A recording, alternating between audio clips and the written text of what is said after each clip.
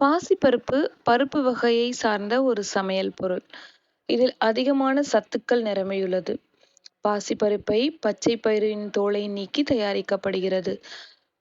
பாசிப்பருப்பில் காய்கறி கூட்டு, பாயசம், கஞ்சி, மிட்டாய் மற்றும் பல சுவையான உணவுப் பொருட்கள் செய்யலாம்.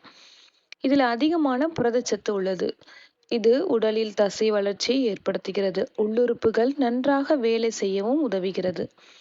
பாசிப்பருப்பு உடலுக்கு குளிர்ச்சியை தரும், வயிற்றுப்புண்ணை குணமாக்கும்.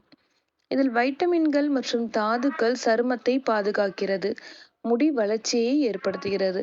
இதன் நார்ச்சத்து மலச்சிக்கலை சரி செய்கிறது, உடல் எடையை சரியான அளவில் வைத்திருக்கவும் உதவுகிறது, உணவு செரிமானத்தை மேம்படுத்துகிறது.